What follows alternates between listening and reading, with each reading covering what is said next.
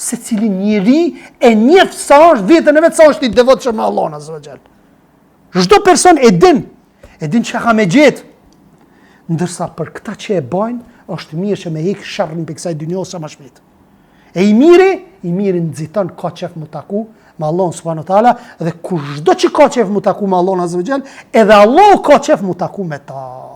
Dhe mos vdisni, ka thonë Muhamedi alayhi salatu wassalam, përveç se duke menduar mirë për Allahun azza wa jall. Se na ervin dyshimet, mendimet e këqija për Allahun, ato janë përshpëritje që s'bën bindje.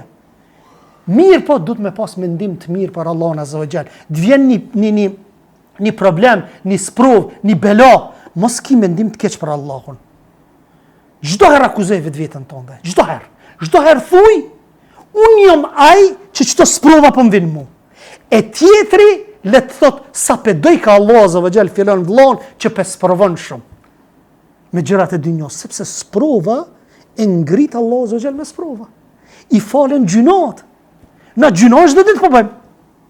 Allah azza wa jall na çon një sprovta, na pastron.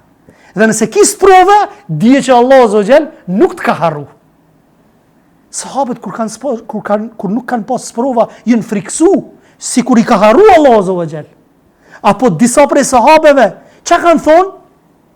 Thot, e shoh, mos bindjen time, apo një gjuna, tek qka? Tek gruaja ime edhe tek mjeti i udhëtimit. Çto ku të prishet kërri, unë çdo herë mendoj vetën. Pse? Nëpërmjet çasoj Allahu azza wa jall ma çon më një sprov edhe mi fshin gjunahet. Nuk mi lën ditën e gjykimit, secilit prej nesh, nuk na lën ditën e gjykimit na mu përgjigj për ato gjunahe, po më njëherë ta çon sprovën ti fshin gjunahet. Ose nëse nuk ki, s'ka njeri që s'ka gjunahe. Këtë kemi gjunahe. Allahu azza wa jall nëpërmjet sprovave ti fshin gjunahet të pastron. E çka Allahu atyre njerëzve që tërkohën bëjnë gjunahe dhe nuk sprovohen hiç, ati veç i shkojnë. Veç i palon. Palon, deri sa ta merr Allah azza wa jall ta godet, mase nuk ka më kthim mbrapa.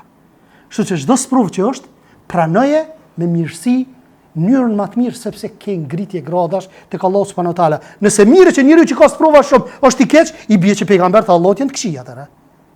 Kush kanë pas më shumë sprova? Pejgambert e Allahut kanë pas sprova më shumë ti.